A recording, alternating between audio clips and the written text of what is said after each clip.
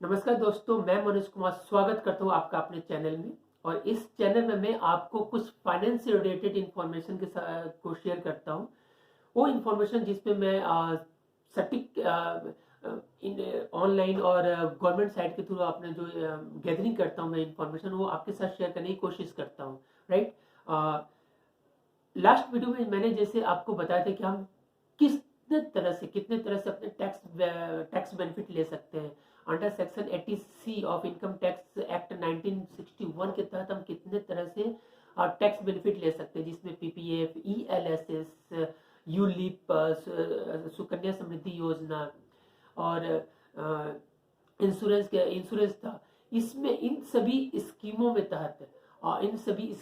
तहत हम किस स्कीम में अगर ज्यादा इन्वेस्ट करें तो उसमें हम ज्यादा लॉन्ग टर्म में वेल्थ क्रिएट कर पाएंगे।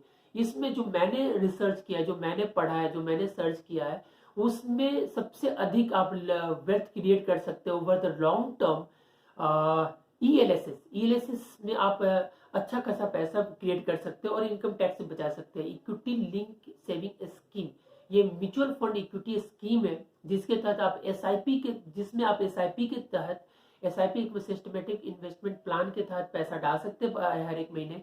और दूसरा, इसमें आप लमसम पैसा भी डाल सकते हैं। अब आपके आपके मन में बहुत सारे क्वेश्चन उठ रहे होंगे। मैंने कुछ क्वेश्चन को नोट आउट किया है, जो अलग अलग लोगों से बात करने पर मुझे पता चला कि ये क्वेश्चन काफी कॉमन है। उन क्वेश्चनों का मैंने एक लिस्ट बनाया है और वो क्वेश्चन मैं आपके साथ शेयर करना चाहता हूँ। फर्स्ट ऑफ ऑल, ईएलएसएस होता क्या है?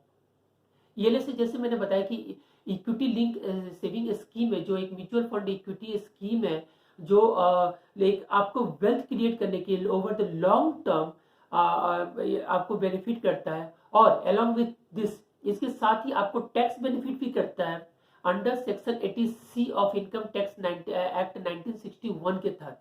और इस ईएलएसएस में आपका एक 3 साल का लॉकिंग पीरियड, जो सबसे कम लॉकिंग पीरियड होता है जितने भी टैक्स सेविंग स्कीमें होती है, जितने भी टैक्स सेविंग प्लान होता है गवर्नमेंट का, उसमें मिनिमम लॉकिंग पीरियड जो होता है इसका ईएलएसएस का ही होता है, जो 3 साल का होता है। बाकी सबों में देखें तो लॉकिंग पीरियड 5 साल से लेकर 15 साल के बीच में होता है। और ईएलएसएस में आप एक अच्छा कॉर्पस तैयार कर सकते हैं लॉन्ग टर्म में।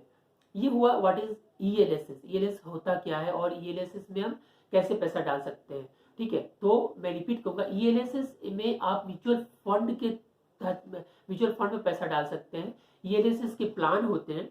आप ईएलएस अलग अलग म्यूचुअल फंड या म्यूचुअल फंड हाउस के प्लान होते हैं, उसको आप अडॉप्ट कर सकते हैं और मंथली एसआईपी के थ्रू या लमसम पैसे के थ्रू इसमें पैसा डाल सकते हैं, जो एक लॉन्ग टर्म वेल्थ क्रिएशन में आपको फायदा करेगा और अंडर सेक्शन 80C के तहत आपको टैक्स बेनिफिट भी देगा। दूसरा क्वेश्चन जो ज्यादा तौर पर लोग पूछते हो कि how much tax can be saved by investing in ELSS, हम कितना टैक्स इसमें बचा सकते हैं इसमें इन्वेस्ट करके।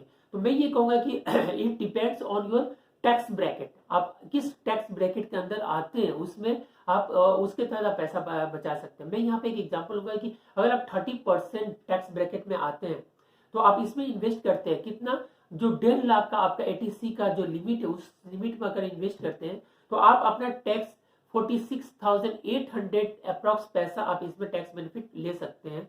ठीक है, तो ये क्या होगा, आप कितना टैक्स बेनिफिट ले सकते हैं, तो आप 46,800 टैक्स बेनिफिट ले सकते हैं अगर आप टैक्स ब्रैकेट 30% का अंदर आते हैं और आप इसमें पूरे 1,50,000 इन्वेस्ट करते हैं। तो क्योंकि इसमें मिनिमम अमाउंट आप 500 इन्वेस्ट कर सकते हैं, मैक्सिमम अमाउंट एक फाइनेंशियल ईयर में आप 1.5 लाख तक इन्वेस्ट कर सकते हैं।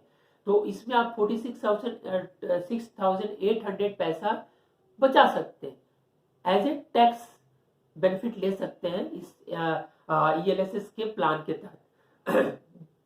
तीसरा जो सबसे इंपॉर्टेंट क्वेश्चन आता है, पहला कि व्हाट इज ईएलएसएस, दूसरा कि हम कितना टैक्स बेनिफिट ले सकते हैं, तीसरा कि should my first mutual fund investment be in ELSS, क्या मेरा पहला जो म्यूचुअल फंड इन्वेस्टमेंट है वो ईएलएसएस में होना चाहिए? यस।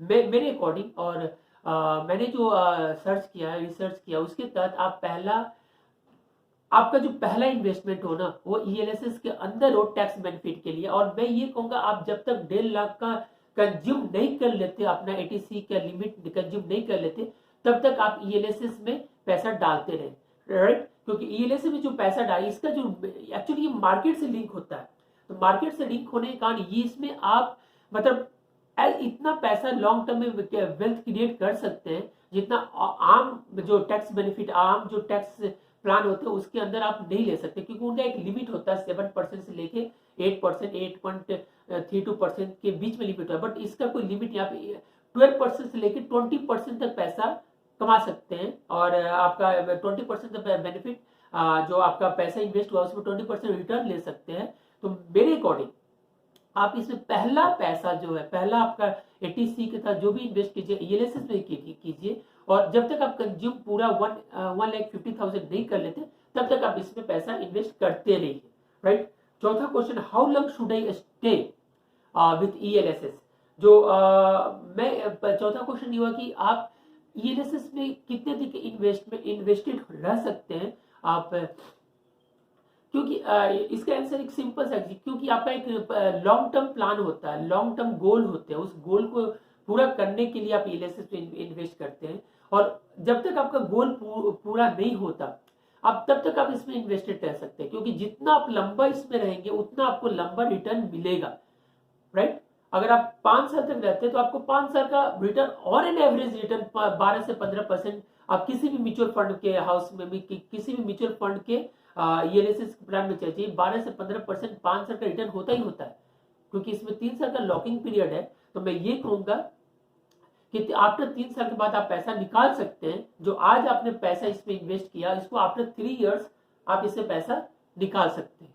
तो मेरे अकॉर्डिंग आप इसमें उस समय तक इन्वेस्टेड रह सकते हैं जब तक आपको बहुत ज्यादा आपका पैसे की जरूरत हो, और दूसरा जब आपका गोल अचीव होने वाला हो, जब आपके गोल के जिस गोल के लिए आपने इन्वेस्ट किया वो पैसा आपको पूरा होने वाला हो तो आप पैसा निकाल सकते हैं।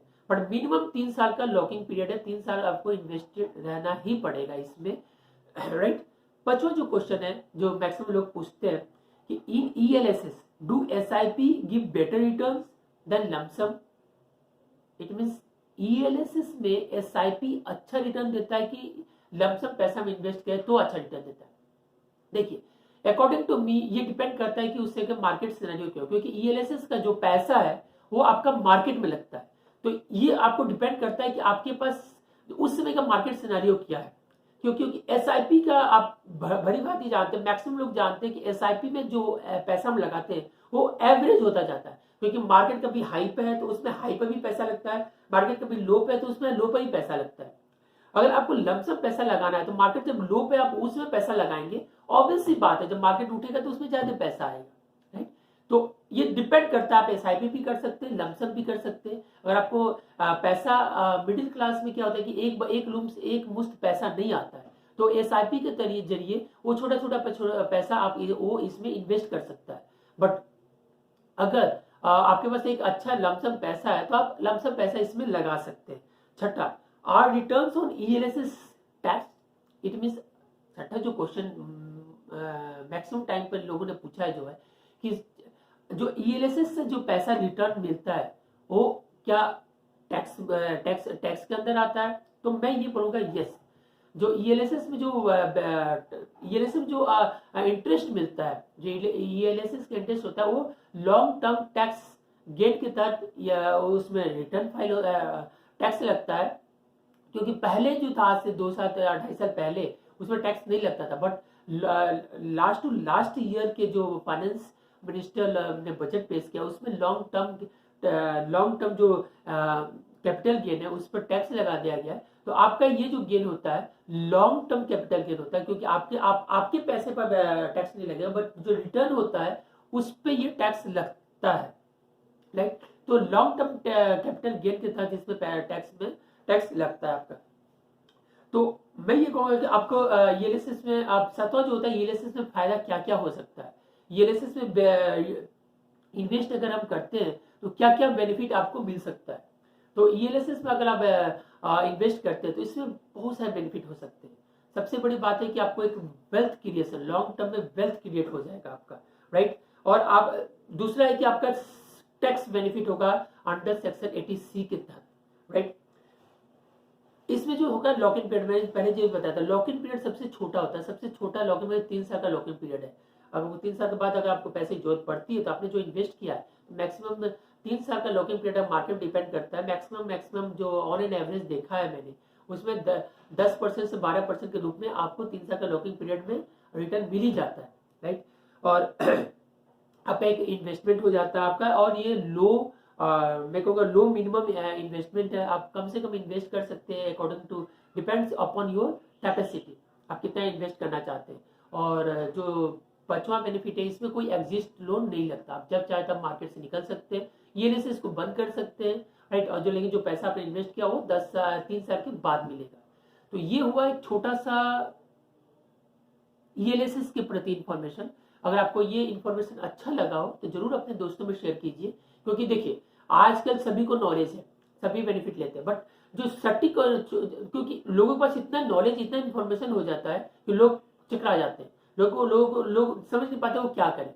तो ये छोटा सा ELSS के ऊपर इंफॉर्मेशन है। आपको अगर ये इंफॉर्मेशन अच्छा लगता है जरूर इसको लाइक कीजिए, कमेंट्स कीजिए, और मोस्ट पर भी आप अपने दोस्तों में इसको शेयर कीजिए ताकि वो भी ELSS का बेनिफिट जान पाए, समझ